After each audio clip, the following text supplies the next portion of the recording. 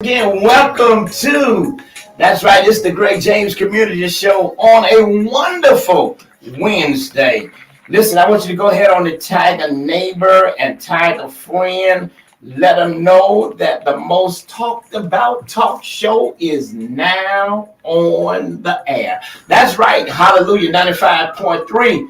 Want you to go ahead on and get everybody tuned in because we're going to be talking today to some amazing individuals and some of the work that they're doing in and around the community. So I want you to go ahead on and let's get everybody tuned in. Let's get everybody tuned in on this Wednesday afternoon. So much is going on in and around our city, and we're going to give you a little bit of Tallahassee talk in just a few minutes as we get ready for what I know is going to be an exciting talk show right here over 95.3 FM. Don't go nowhere. Keep it locked. I'll be right back, just trying to get everything situated so that we can make sure that you are tuned in. All right. So go ahead on tag share. Let's get everybody in today.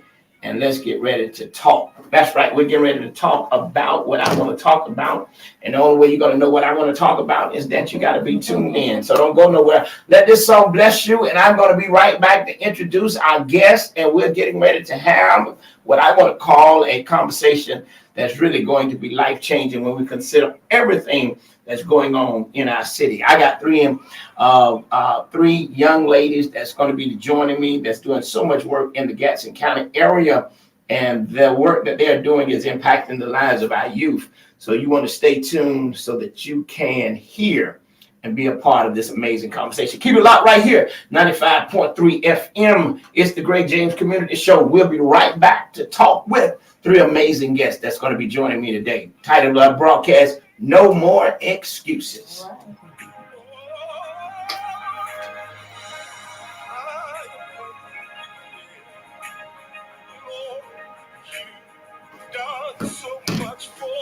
All right, go ahead on and tag share. Let's get everybody in.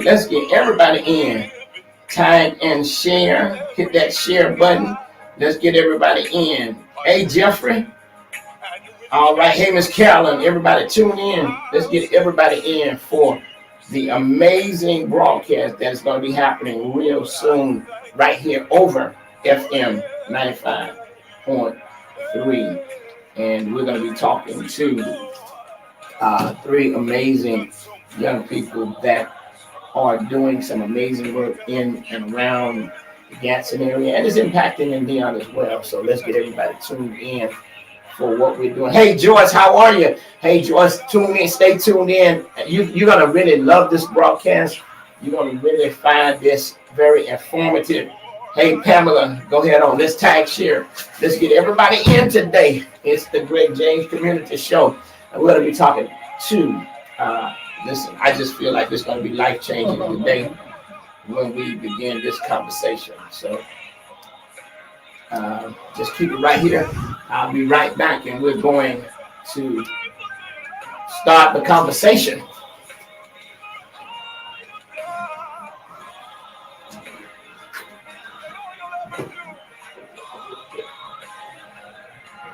Yeah.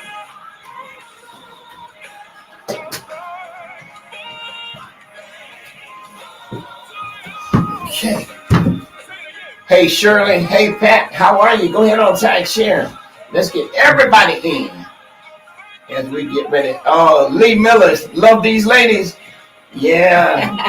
Hey, Miss Miller says she loves these ladies. God be glory. Okay. All right. Well, listen, we're excited about it. We're excited about having them with us today, and certainly it's going to be an amazing show right here because, you know, we're definitely informative, we're inspiring, and we're informational. That's what the Greg James Community Show is about. So I'm excited to have you all, Nikki and Nikita. I'm just excited to have you all with me today. They tagging and sharing. Yeah, so. tagging and sharing. So I'm gonna let them get everybody in, and then we're gonna get ready to go from there. Okay, we're gonna get ready to go. All right, we're gonna get ready to go from there. Well, good afternoon, and once again, welcome to an amazing broadcast today on the Greg James Community Show. Listen, I'm excited to be joined by three powerful voices, three powerful young ladies who are doing some amazing work in the Gaston County area when we look at what's going on in and around our county, when we look at the county of Gaston, and when we look at our youth, and when we look at the state of our youth. I'm just delighted to have these three young ladies, and there are so many more that's doing so much more, but I'm so delighted to have these three young ladies joining me. Joining us by phone is Miss Alma Venice. Good afternoon. Good afternoon. How are you? I'm doing extremely well. Listen, I want you to introduce yourself, and just once you do the introduction, I'm going to let these two other young ladies introduce themselves, and then we're going to dive into what I want to feel like is going to be a conversation that challenges those who listen to us. Not only is it going to challenge, but I feel like it's going to compel them to action. So, Miss Alma, why don't you introduce yourself to our audience? Good afternoon, everyone. As spoken, my name is Alma Venice, and I am currently contracted with the Gaston County Sheriff's Department as the program director of two of our grant programs. One of them, Restoring Families, Teen Success Academy, and the Civil Citation Program. Wow. We'll talk more about it later. Okay, well, listen, not only that, but for many, many years, you are the CEO of your own nonprofit. And what's that entitled? Yes, that's investing in our youth. We've been around since 1997. And under investing in our youth, we provide tutoring, mentoring programs. And under that umbrella, we also have the Girls Elite Program. Wow. Well, listen, we're going to dive into that. And certainly we want to really thank you for the work that you've been doing for past a decade now and making a difference in the lives of our young people. Also joining me in the studio is two amazing young ladies who serve in ministry. Not only do they serve in ministry, but you all are outside of the box when it comes to the ministry work. Your name? I'm the Reverend Nikisha Harris. I reside in Gaston County, Florida, Quincy, all my life. I'm a member of New Mount Zion AME Church in Tallahassee, where my pastor is the Reverend Anton Giello. Okay, I'm going to send Elwood an invoice for that. Okay. And throw it out there. Okay. And then I also have a nonprofit called Closing Achievement Gap. And under that nonprofit, we have an initiative called Your Rising Youth Crime Prevention Initiative, which is geared towards youth in Gaston. Wonderful. Okay. Also joining me, another minister. Yes, I am the Reverend Nikki Giovanni here in Clemens, where I'm the pastor of St. James AME Church in Weehawken, Florida. And as Nikisha just said, I am a co-founder of CTAG Inc., where we have that initiative where we work closely with the kids and the youth in Quincy and the surrounding area, where we offer tutoring service and several different things that we do with the youth. Okay, great. Well, listen, I'm excited to have all three of you all joining me because individually we make impact, yes, but cooperatively and collaborative we can make more. Miss Alma, if you don't mind, I just want to call first names if that's okay with everybody. Well, Miss Alma, I want to talk to you for a minute because when it comes to longevity, when it comes to the work that you've been doing with investing in our youth, we had a conversation earlier this week, and I think one of the most alarming things that you shared with me is that you're seeing now some of the children that were part of your program, now you're dealing with their children. Kind of talk a little bit about what does that say to you, and what does that say to how you feel we must really impact our youth? I feel at this time that my job is not done because when I work with the ones that were in my program, is mentoring them when they finished the program, I stopped. I did not continue with follow-up. And in court last Thursday, I noticed that several of the single mothers there with their sons had been in my program. And at that time, I could see a lot of the loopholes and the work that we need to do in this county. And it showed a lot of services that are also missed. And and our parents, our single mothers were struggling. And for me to sit there and see those mothers crying because they didn't know what to do with these boys. So I'm reaching out to anyone that can help us do this together, and especially you, Dr. James, that we can work on getting this done. Well, you know, one of the things that I know that is so important, it takes a collective effort. None of us can do this alone. And you and I had a long talk about that. I'm grateful for the sheriff of Gadsden County, Sheriff Mars Young, because you're serving now to direct some of the programs that are up under, some of the initiatives that are up under his office. And I just feel and believe that it's going to take the church, it's going to take nonprofits, it's going to take families, it's going to take mentors. As a matter of fact, we've got to create a gumbo of services in order to reach our youth.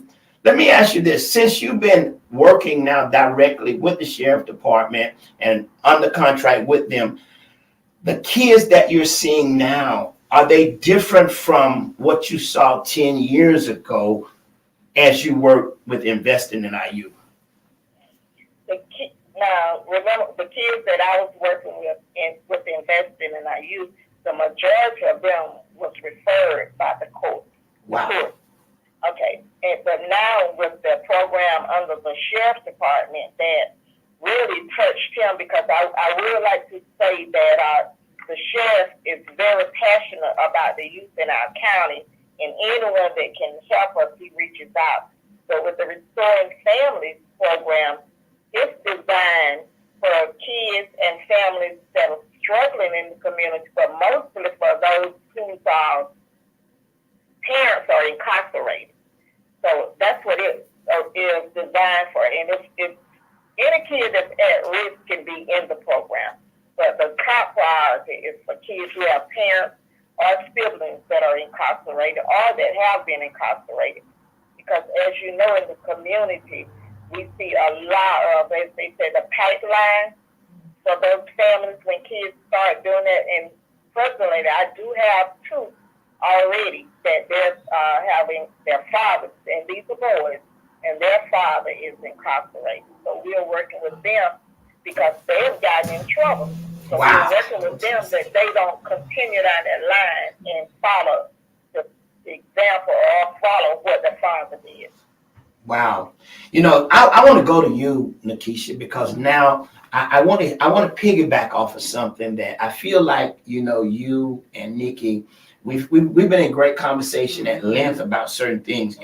And I think Alma said something that is so important. She's working with a son who's following the path of a father. A mother is missing. And when we look at the makeup of our county, when we look at what we see happening, what do you feel that as nonprofit leaders, as community leaders, what do you feel like is really missing to help bridge that gap, stop that pipeline to prison or that pipeline to the graveyard?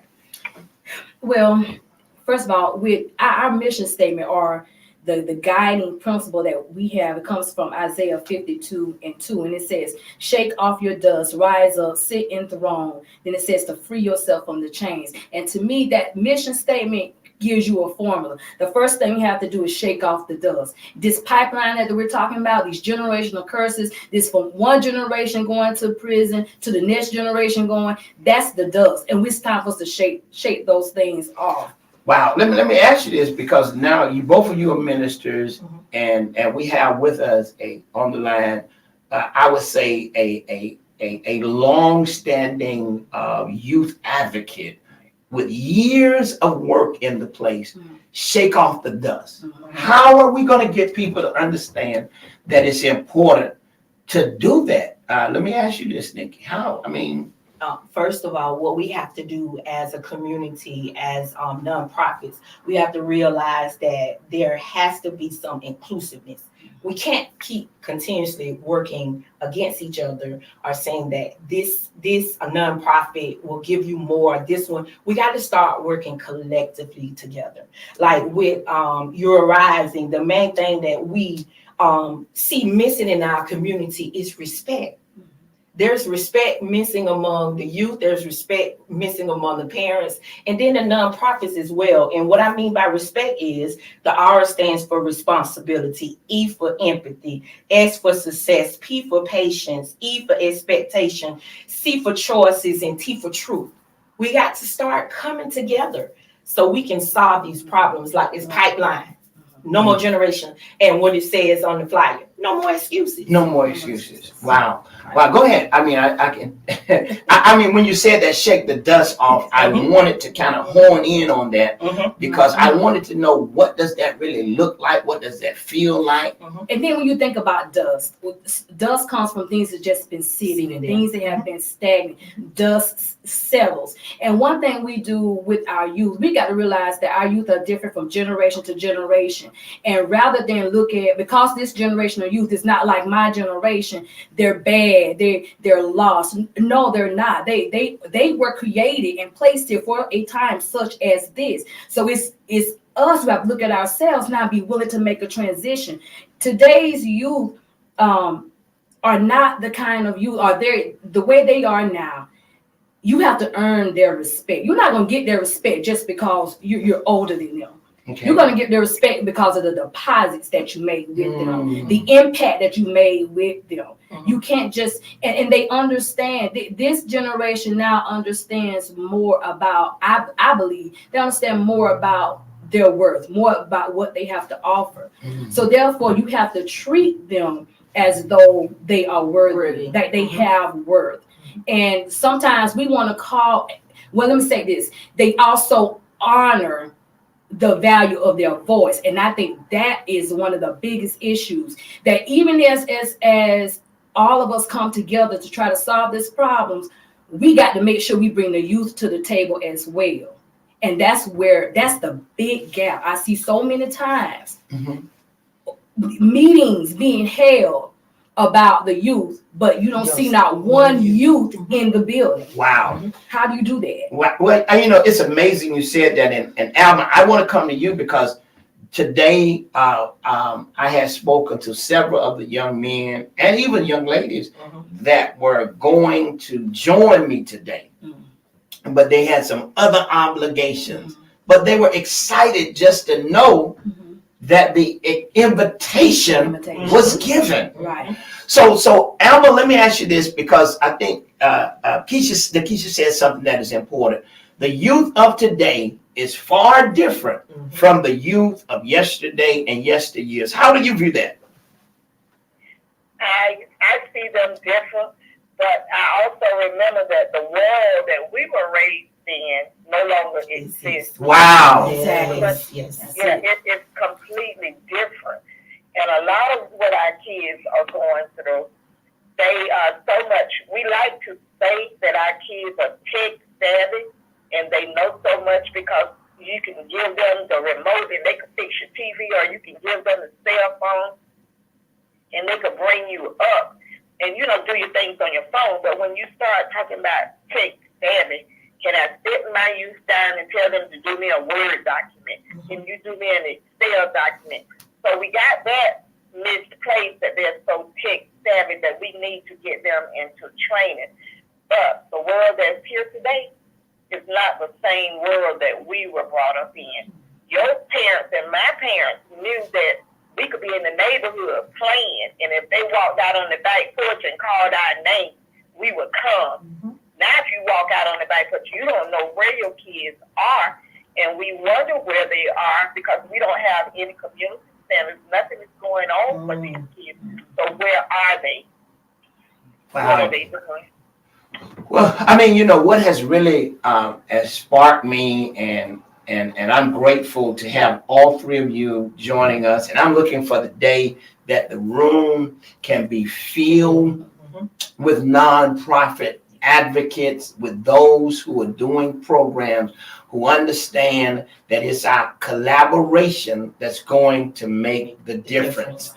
And for me, my life has totally been transformed. Just the little time that I've been engaging with some of the young men that I met through DeMarca DeMario's life, and because of the power of his death, I've been able to connect with some young men that I never would have been able to connect to. And I've been sitting in a classroom listening to them. Let's talk about something that I feel is really, really hitting us unexpectedly. It is the sudden death. It is the violence that we're seeing among so many of our young men. It is the incarceration rate. It is the gun violence. It is the leaving of schools. It's the fact that school now is not popular to them. How do we address that? I mean, how?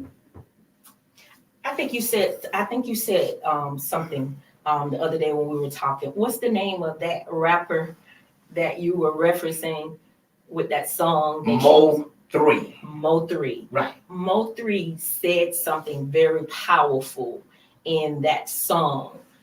They want to get out of it. They don't want to do drugs anymore. They don't want to gangbang anymore. But when they walk outside, it's there. And so if they don't fight, if they don't gangbang, if they don't do it, then they're going to be killed. But they're begging and they're praying for deliverance. They're begging and they're praying for somebody to just listen to them, somebody to find them a way out. And I really like the way you did the eulogy the other day. When you talked about this is the classroom, let DeMario's life, let him stand before you today as a teacher. We have to start letting our youth teach us on how we can better serve them.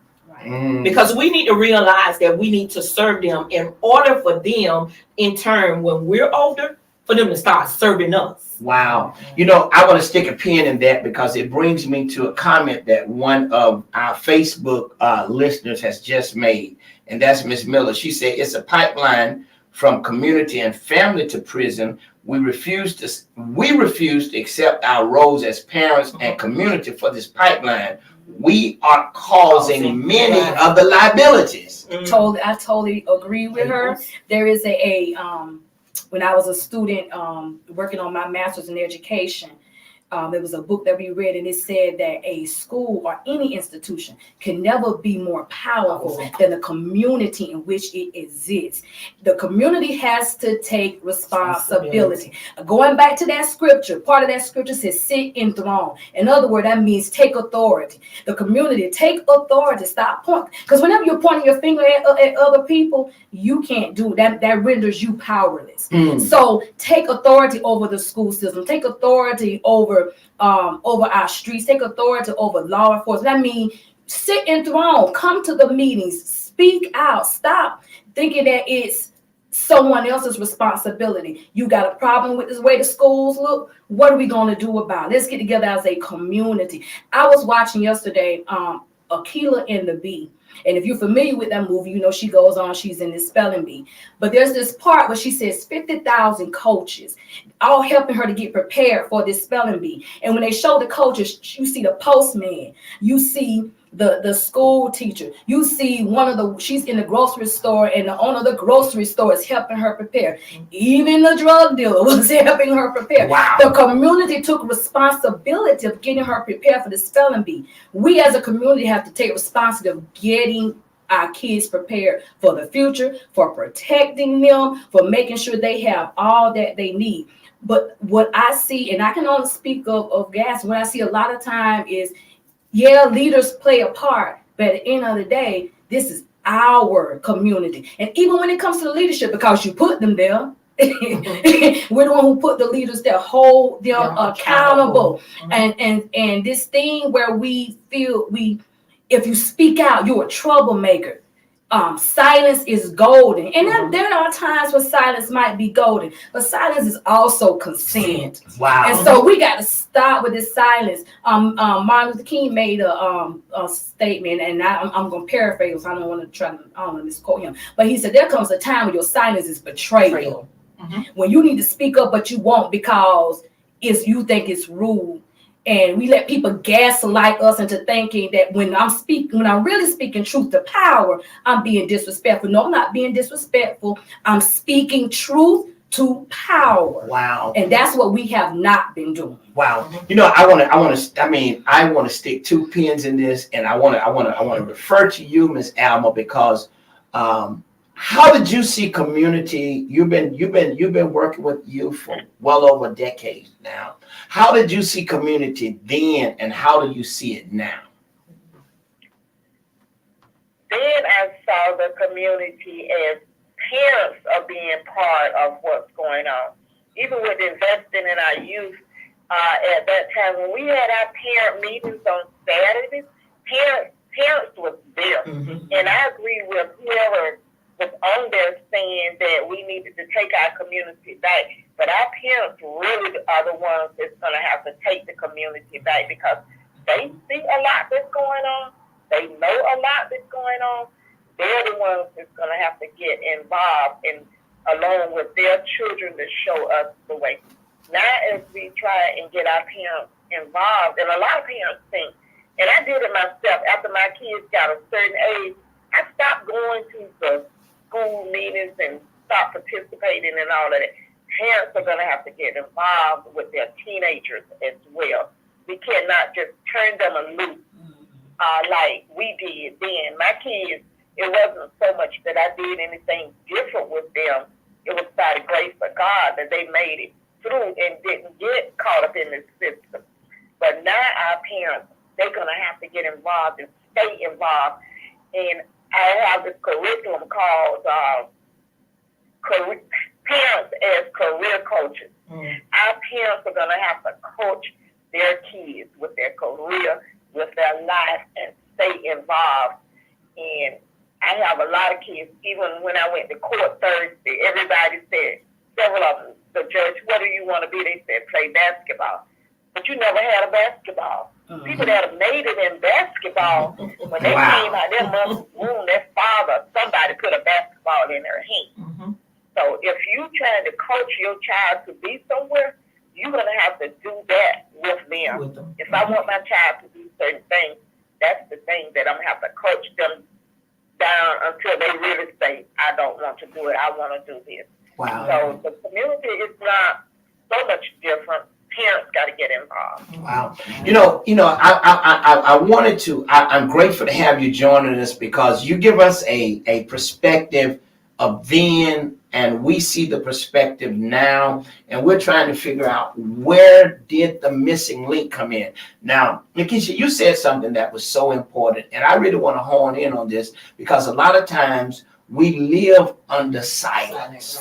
And we feel that we can't make or be heard because we will be labeled. And I think sometimes label limits us. We're in an hour where we cannot let label limits us. Here we were dealing with I felt like a major epidemic in the Gadsden area when fentanyl was being distributed with whatever drug it was, whether we know it was illegal. And we were sitting by watching people die, God forbid, and we're praying for all the families that lost loved ones. But we had conversation among ourselves, to ourselves, but nobody said, I'm going to speak up. Why? Because I don't want nobody to label me. And yet and still, we find ourselves in a tragic, we find communities being destroyed, but among ourselves, we're talking about Joe Blow, and we talking about Mary Lou, and we talking about who's doing what they're doing, but nobody wants to say anything. So I'm going to be silent and I'm going to suffer. Here it is. Our kids are faced with so much. And when we speak up, we're labeled. Let's talk about something, because somebody just said something about labels. And even though I said this at the eulogy, that DeMario's death, the 19-year-old, his death is more powerful, and it will be a long living, life-changing encounter. He was gifted. That was one label. But the label that they ignored was the label that made him feel defiant. And there was no help to help make the gifted DeMario be more effective. So that label led him to a area of streets that he shouldn't have been in.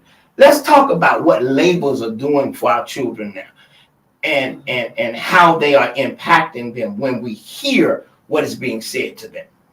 No more excuses. There's no more excuses. Somebody just said here that we all have to take responsibility for being part of the problem. Let's talk about that. Right, labels. That's something that I have had to deal with personally, just recently dealing with my own son, and that was kind of gave me revelation and insight with this word bad. The definition of bad is poor quality. So when you tell a child, or you say that's a bad child, and you talking about that child holistically, that means everything about you is bad. Your very existence is bad.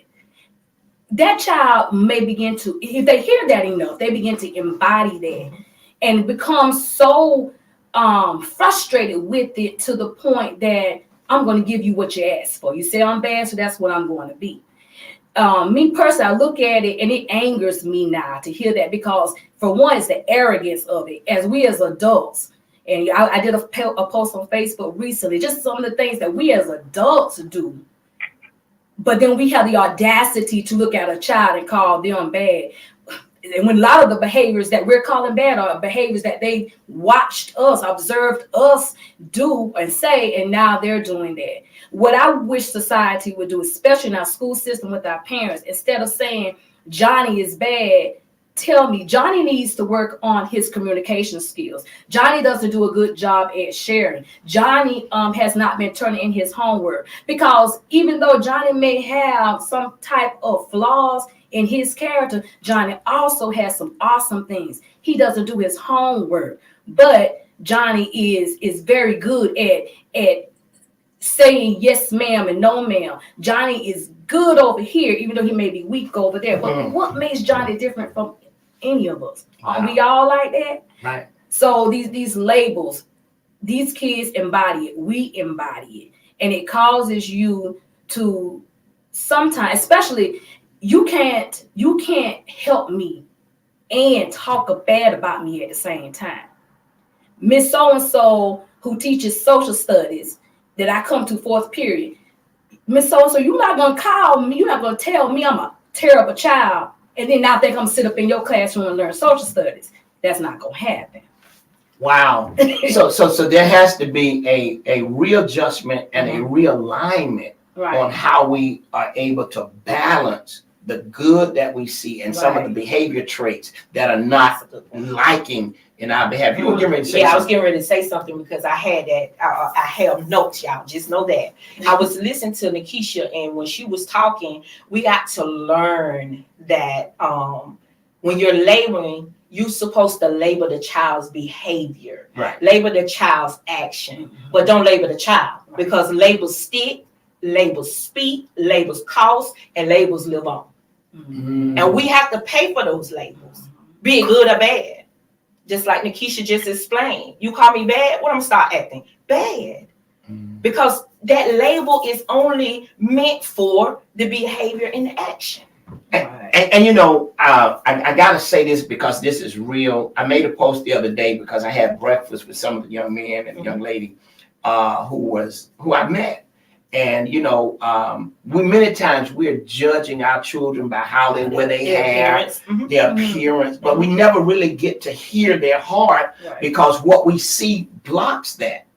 And in the process of that, I made the post because for our community, once we see what we see, we automatically come to a resolve.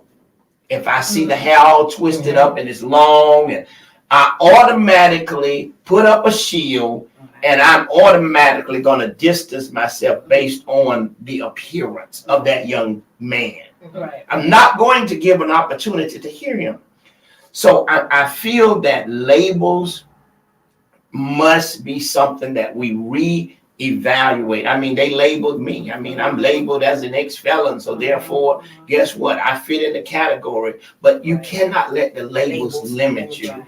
And I'm learning so much that will help to transform how we deal with our children, how we deal with what we're seeing in our community. One of the things someone just posted and said this, and let's talk about this. They said, Shirley Pittman said, but what happens when parents are working 2 to 3 jobs weekly to keep bills paid, food on the table? Parental engagement is important, but we find a great deal of parents with boundaries economically that prohibit them from spending the valuable time with their children. That's happening on a large scale now. So, Ms. Alma, what would you say to that? What do we do to help when those parents are having to work 2 to 3 jobs just to secure food on the table?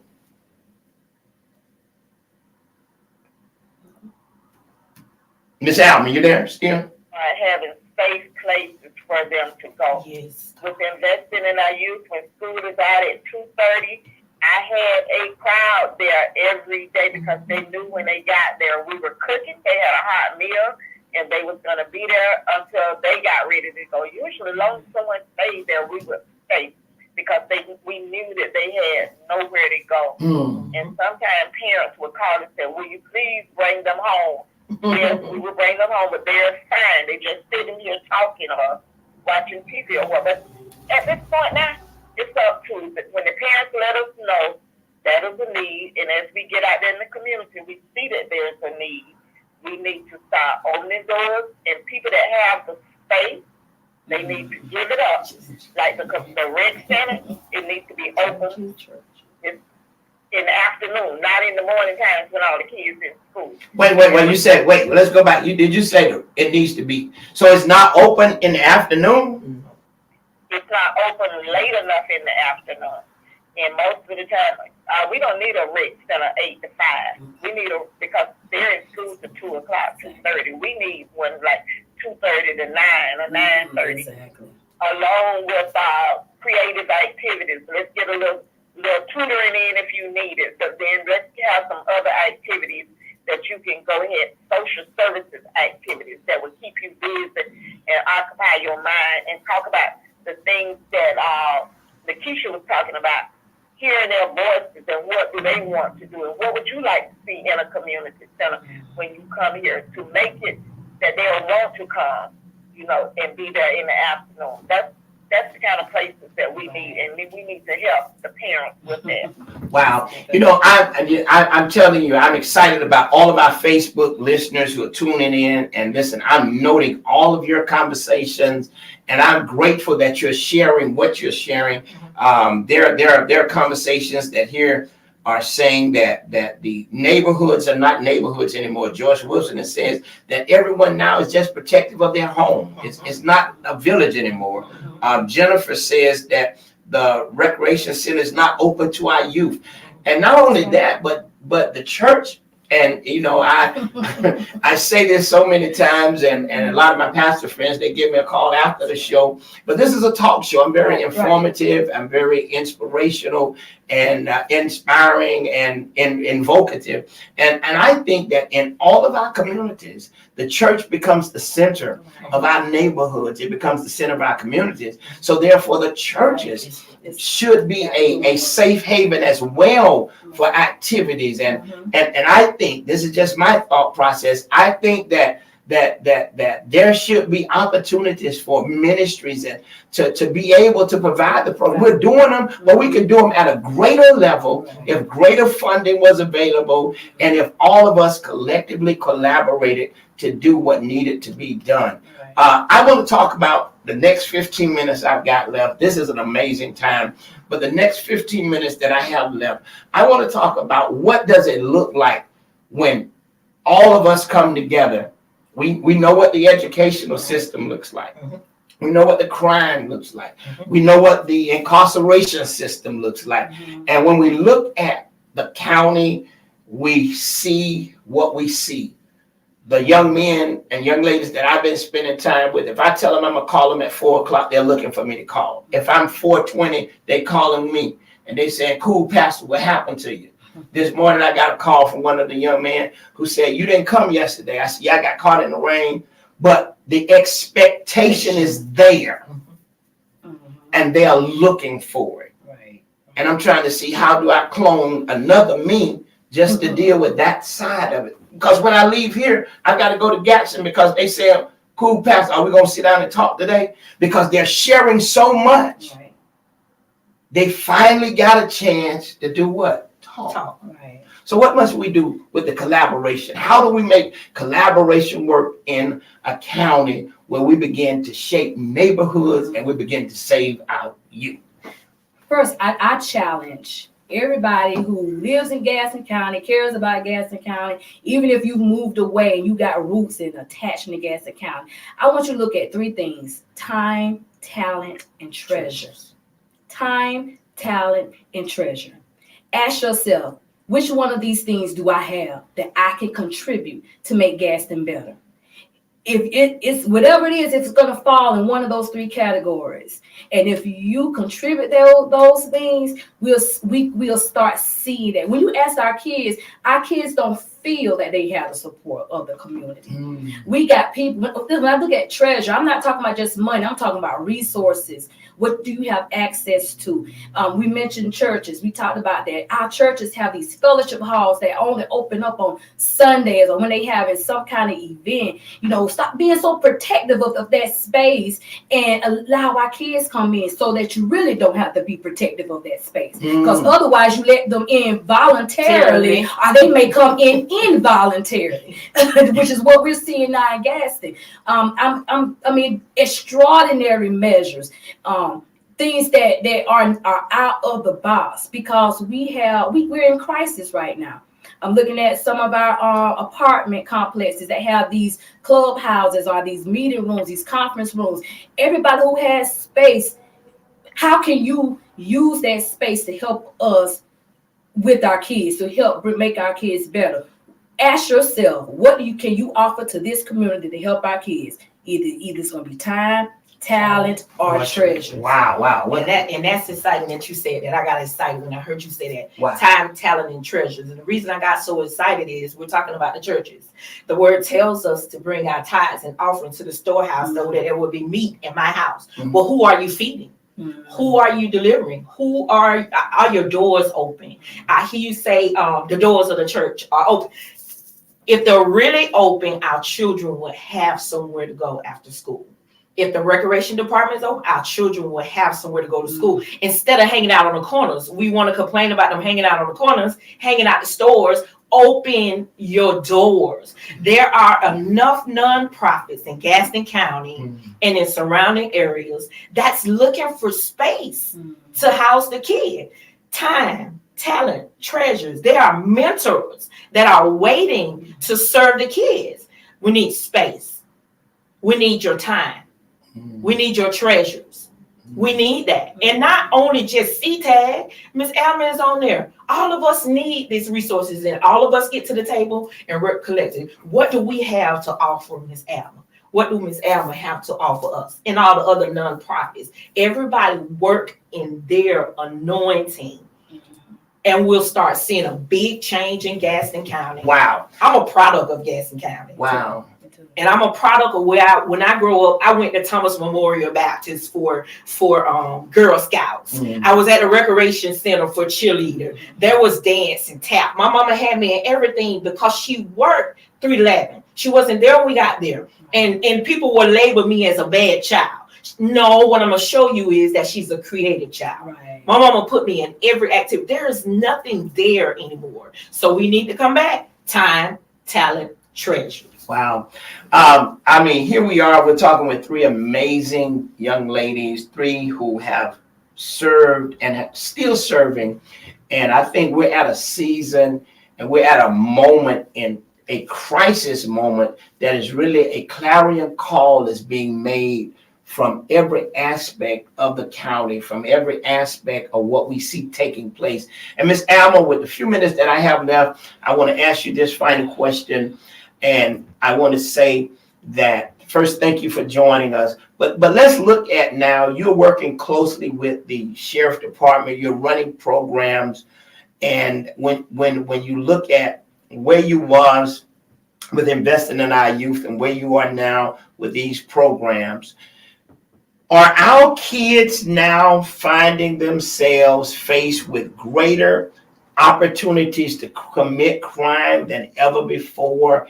and they're being locked up at an alarming rate. You say he was just in the court system, in the judge's court the other day.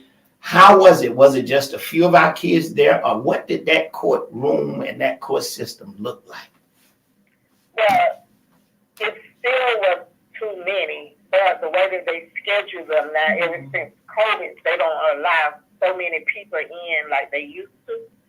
So the schedule looks a little different than, 2025 when before it was elbow to elbow and no seating room. Some people had to stand out in the hall, but it's only because of scheduling at this time. But I did notice some of the things that with the prosecuting attorney and the state's attorney, that they had already worked out a deal with these kids, which the parents didn't understand, the kids didn't understand what was going on. And we need to help Judge Garner because she was trying to be a lawyer and a judge from the bench because she understood that our kids did not understand what was going on. The other thing that I noticed, that the programs, where are those programs? They'll find somebody to mentor in programs. Where are those programs? No one has been able to tell me that yet. I've called DJJ several times. I've called state's attorney. No one has been able to give me the answer. Where are those mentoring programs that the judge, that you all are signing our kids to? I also noticed that when she asked all the kids, what are you doing for the summer? They said nothing.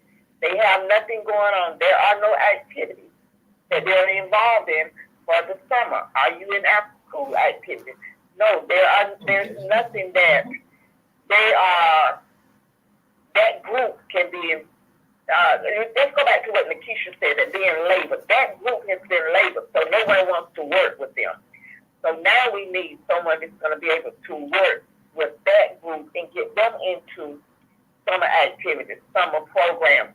The people that got the jobs, they get those jobs every year. This group of kids cannot get a job because they check the school record for absentees. They check the school record for grades and behavior and those kind of things. So those kids that get jobs, so the same kids that don't need jobs, and parents that have that can afford it, their kids are the ones that's working. These are the kids that need those jobs, and the parents need our support. They said that they was assigned to a diversion program. Where is that program? What diversion program? No one knows anything about this. So getting involved back in the court, we need everybody that can get them so we can find out what is going on with our kids. Wow. Ms. Alma Vinici, I want to thank you so much for joining us. And certainly we want to applaud and really celebrate all the work that you have been doing. And I think that, I've seen your work for a mighty long time, but I just think that since the service of DeMario, we've had an opportunity to spend intensive time in conversation, and I begin to hear your heart even the more. So I want to thank you for joining us today. And certainly, I want to give you all the final remaining minutes that I have left, because I think something is so important that was said. We hear about all these programs, but where are they? The judges is saying, what are you doing for the summer? Nothing. So if we're really going to invest in making our communities better, we've got to invest in our kids. All kids are at risk, but some of them are more at risk. And if we want our communities to be better, if we want our economy to get better, if we want crime to go down, then let's take a different look from a different lens and see, where are we investing? The kids that I've been spending time with have been talking to me till it's like I'm in the classroom learning.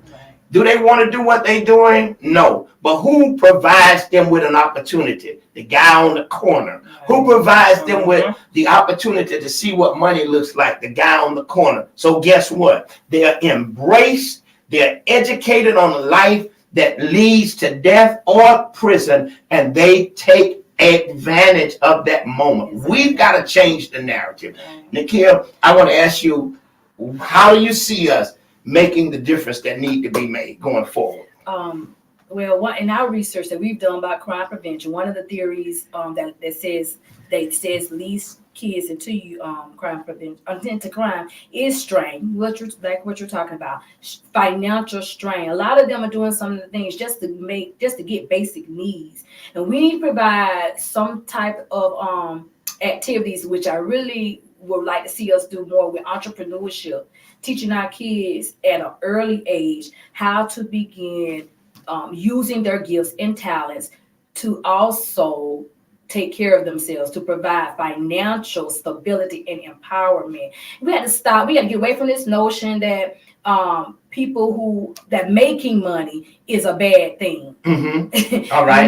That things should be free and get discounts and all of that. No, let's teach them how to actually make money so that they can start at a young age and maybe bypass this pipeline that we're talking about, and create interventions when it comes to those different programs. So many times the kid that's been disobedient or had some type of behavior problems, they're kicked out. That's the child that needs to stay in.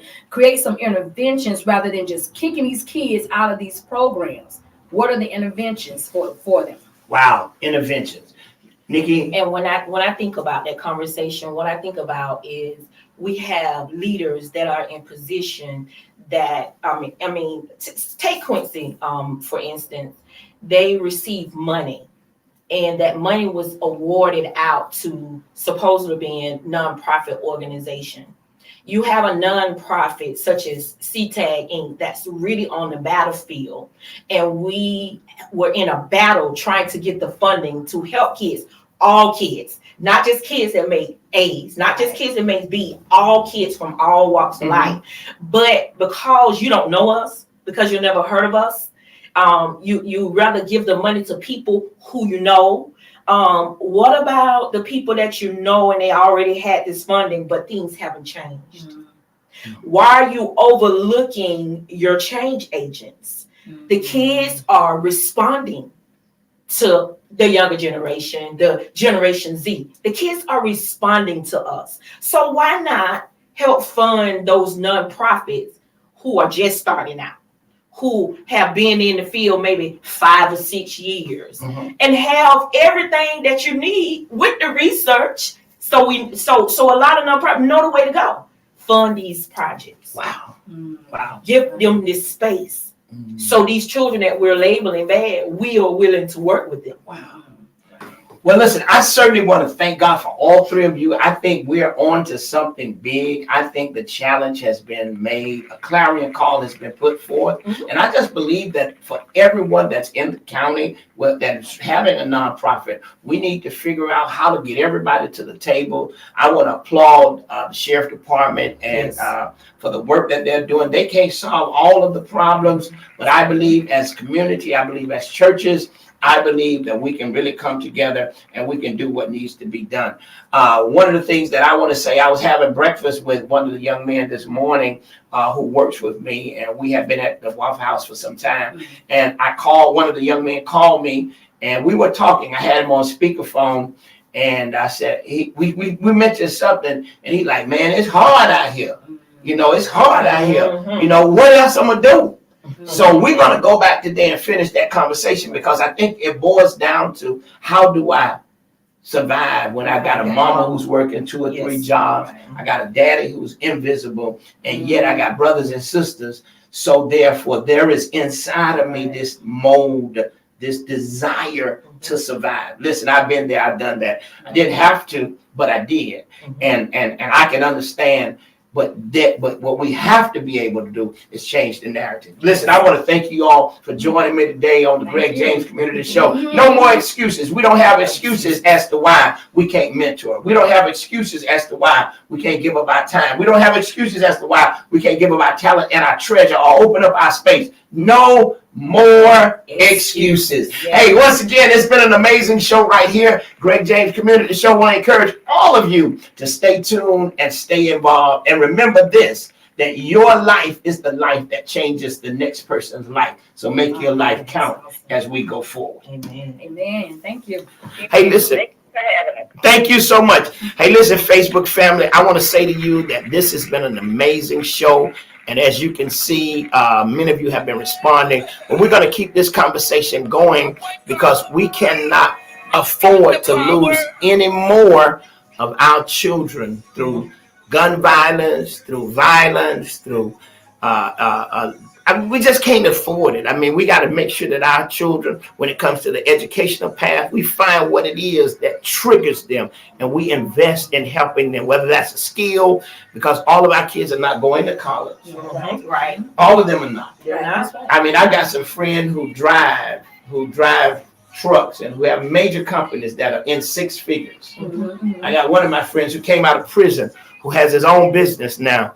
And he came out of prison with absolutely nothing, but now he runs a multi-million-dollar business right here in the city of Gadsden. So I'm excited about what we're about to do. I'm excited about all of my formerly incarcerated men who have joined me to say whatever we can do to give kids an opportunity. That's what we're going to do. Keep in touch with us as we go forward. And once again, show some love for these three amazing guests that I had on the show. All right. God bless you.